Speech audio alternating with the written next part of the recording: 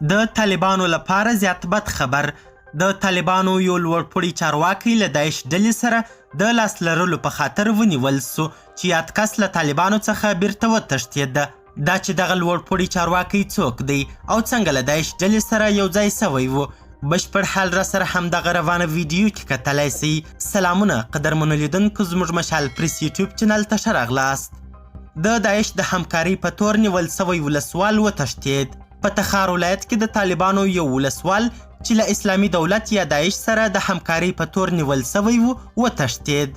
سیمه ییزې سرچینې وایي د تخار د دشتي قلعه ولسوال عبدالقادر د روانې اونۍ د شنبې په ورځ له اسلامي دولت یا داعش سره د همکارۍ په تور په خواجه غار ولسوالۍ کې ونیول سو، خو د یک شنبې په ورځ په تیښته بریالی سو. سرچینې وایي چې داعش د طالبانو په منځ کې ژورې ریښې کړي او د عبدالقادر تیښته د طالبانو په منځ کې د داعش د نورو غړو له همکارۍ پرته ممکنه نه وه.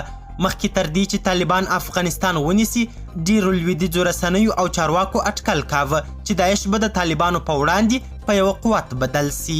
که څه هم تر اوسه پورې داعش طالبانو ته کوم جدي ګواښ نه دی پیښ کړی، خو د طالبانو افراطي اقدامات به له طالبانو څخه د خلکو کرکه نوره هم زیاته کړي او د خلکو خوابدۍ به د داعش په شان ډلو ته د پرمختګ لاره هواره کړي. طالبانو په دې وروستیو کې د نویمې لسیزې په شان افراطي اقداماتو ته زور ورکړی او هغه خوشبینۍ یې پای ته رسولي چې ګمان کېده طالبان بدل سوي دي. ځینې ناتایید سوي راپورونه وایي چې داعش د افغانستان په یو شمیر سیمو کې د خلکو د جذبولو هلې ځلې زیاتې کړي او هر تن ته د میاشتې $300 معاش ورکوي، سره له دې چې په اوسني بد اقتصادي وضعیت کې پیسه مهمه انګیزه کېدای سي، خو له طالبانو د خلکو ناراستیا ښایي تر بل هر شي زیات د داعش له پیاوړتیا سره مرسته وکړي. قدرمنو لیدونکو، ډیره زیاته مننه چې ویډیو مو تر اخري شیبو وکتل.